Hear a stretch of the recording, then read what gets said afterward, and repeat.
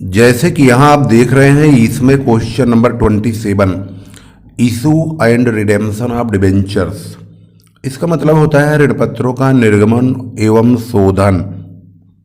इसमें जो हमने वीडियो पहले बनाई हुई है वो है 26 तक, और अब यहाँ पर आप देखेंगे नई बुक रीडर्स चॉइस है, और इसमें हमने 26 तक की वीडियो आपको दे चुका हूँ, और इसमें अब हम क्वेश्चन नंबर 27 की वीडियो आपको उपलब्ध कराने चल रहे हैं। इसमें आप अगर ध्यान से देखोगे, भाई एक बात आप लोगों को बता दूं कि वीडियो शेयर जरूर करो। वीडियो जो है बन तो रही है, लेकिन इसमें बहुत कम व्यूज आ रहे हैं। व्यूज के मामले में मामला फ्यूज ही चल रहा है। चलिए समय नहीं गंवाएंगे, बहुत ही फास्ट बनाएंगे, कोशिश करेंगे कि 5 से 7 मिनट में ये जो क्वेश्चन है अच्छी तरह से आपको मिल जाए और समझ में भी आ जाए। आज मॉर्निंग का समय है, बहुत ही बिल्कुल समझ लीजिए कि इस वक्त 5:30 बज रहे हैं। सुबह सुबह मैं वीडियो बना रहा हूँ जिससे कि कोई शोर शराबा ना हो, और बिल्कुल रोड वोड सब बंद पड़ी है, सन्नाटा है, और मैं इस वक्त वीडियो बना रहा हूँ जिससे कि आपको साफ सुथरी आवाज़ में वीडियो उपलब्ध हो जाए। तो सन्नाटे को चीरती हुई अब आवाज़ हमारे सामने हमारी ही होगी। अब देखिए, भारत केमिकल्स वर्क्स लिमिटेड ने 50,000 रुपये मूल्य के ऋण पत्र निर्गमित किए, जिनका शोधन सम मूल्य पर तीसरे वर्ष के अंत में करना है। संचालकों ने यह निर्णय लिया है कि इनके शोधन की व्यवस्था हेतु एक ऋणपत्र शोधन निधि निर्मित कर दी जाए, जिसमें प्रतिवर्ष लाभ से 15,860 रुपये निकालकर डाल दिए जाएं, और इस धन का 5% चक्रवृद्धि ब्याज पर विनियोग कर दिया जाए। प्रत्येक वर्ष के अंत में जो ब्याज प्राप्त हो उसे भी इसी प्रकार विनियोजित कर दिया जाए। वांछित कुल धनराशि में जो कमी रह जाए उसे अंतिम वर्ष में पूरा कर लिया जाए। ऋण पत्रों के भुगतान तक प्रत्येक वर्ष के अंत में कंपनी के जर्नल में प्रविष्टियां कीजिए। यानी इसमें हमें खाता खोती कुछ नहीं बनाना है, सिर्फ जर्नल एंट्री करना है। तो ये बढ़िया वाली बात है कि इसमें जर्नल एंट्री करेंगे। हर साल 15,860 रुपये प्रॉफिट एंड लॉस में से निकालेंगे और फिर बैंक के माध्यम से जमा करेंगे, और ये 50,000 रुपये तक पूरा करते हुए ब्याज सहित लेकर चलेंगे। तो क्वेश्चन ध्यान से देखिए, सॉल्यूशन चालू हो चुका है। यहाँ पर अगर आप ध्यान से देखेंगे तो क्वेश्चन नंबर 27, ये तो फॉर्मेलिटी आपको जर्नल एंट्री वाली बनानी ही पड़ेगी। हमने पहले साल, क्योंकि इसमें ईयर नहीं लिखा हुआ है, तो हमने प्रथम वर्ष, द्वितीय वर्ष, तृतीय वर्ष इस प्रकार से, यानी first year, second year, third year ऐसे लिखा है। Statement of profit and loss account debit करेंगे और debenture redemption reserve account credit करेंगे। यहाँ पर डिबेंचर सिंकिंग फंड अकाउंट भी लिख सकते हैं, क्योंकि रिडेम्पशन रिजर्व को सिंकिंग फंड भी बोलते हैं। तो यहाँ पर 15,860 रुपये हम प्रॉफिट एंड लॉस अकाउंट में से ट्रांसफ़र कर लेंगे, और उसके बाद यहाँ पर नरेशन भी लिखेंगे, being amount transfer to DRR account. इसके बाद इस रकम को जो हमारे पास आया है इसे बैंक के माध्यम से इन्वेस्ट कर देंगे। तो उसके लिए एक एंट्री और होगी, debenture redemption investment account debit to bank account. प्रथम वर्ष में, क्योंकि साल के अंत में कमाई होने के बाद इसको जमा करा जाता है, तो ब्याज वगैरह तो पहले साल कुछ मिलता नहीं है, अगले साल से मिलना प्रारंभ हो जाएगा जब 1 साल इसको पूरा होगा।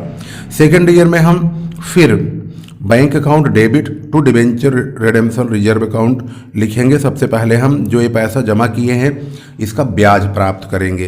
तो ब्याज कितना प्राप्त करेंगे, हमने यहाँ पर ब्याज वाला कॉलम खाली छोड़ दिया, इसलिए कि आपको ये पता होना चाहिए कि आखिर ब्याज की रकम कितना आएगी। 5% से हमें ब्याज लेना होगा। तो 15,860 का आपको 5% काटना है इस प्रकार से, इंटू 5 डिवाइडेड बाई 100। तो ये आप देख रहे हैं 793 रुपये। तो यहाँ पर 793 रुपये ब्याज के लिख देंगे। इसके बाद फिर वही पैसा जमा करेंगे 15,860 रुपये statement of profit and loss account debit करेंगे, डिबेंचर रिडेम्पशन रिजर्व में 15,860 रुपये क्रेडिट कर दिया जाएगा। इसके बाद डिबेंचर रिडेम्पशन जो इन्वेस्टमेंट है उसमें पैसा जमा करेंगे। तो इसमें पैसा कितना जमा करेंगे, क्वेश्चन में ये जो ब्याज वाली रकम है ये और ये जो किस्त है ये दोनों मिला के जमा करेंगे, यानी 793 रुपये और 15,860 रुपये, इन दोनों को मिला के जमा करना होगा 16,653 रुपये। 16,653 रुपये आपको जमा कर देना है इस प्रकार से। यहाँ जमा हो गया। अब 16,653 जमा होने के बाद अब ये ईयर भी समाप्त हो गया दूसरा वाला।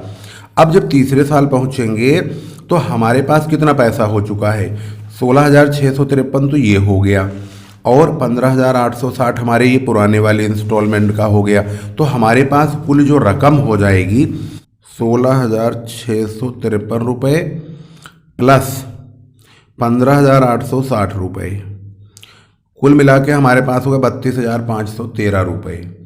इसका हमें काटना है 5%, गुणा करेंगे 5 से और भाग करेंगे 100 से, तो हमें ब्याज मिल जाएगा 1625.65। तो हम इसे 1626 रुपये कर देंगे। तो यहाँ पर अंतिम वर्ष में आपको पैसा बोला गया पूरा करने के लिए, तो इसे हम 1626 रुपये अप्रोक्स में करना है, तो 1627 या 28 रुपये कर सकते हैं। तो यहाँ पर आपको 1627 रुपये करना है, लेकिन क्योंकि उन्होंने कहा कि ये पैसा आपको लास्ट में पूरा ही कर देना है, तो इसको हम 1 रुपया बढ़ाकर 1627 रुपये का ब्याज करेंगे।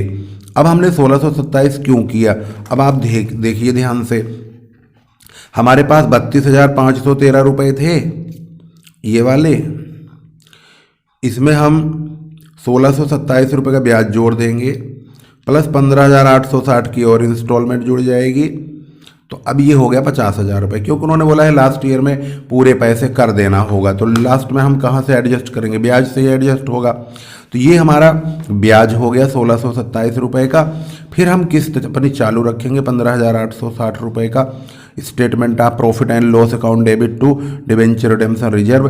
फिर 32,513 रुपये हम जो हमने इन्वेस्ट किया हुआ है पैसा, क्योंकि थर्ड ईयर में हमें डिबेंचरों का पैसा रिडीम करना है, तो हम जितना हमारे पास आया हुआ है पैसा उसको हम इन्वेस्ट दोबारा नहीं करेंगे। थर्ड ईयर में जितना पैसा प्राप्त हुआ है उसे ही हम वापिस अब ले लेंगे, इन्वेस्टमेंट को बेच देंगे। 32,513 रुपये में इन्वेस्टमेंट बेच दिया जाएगा।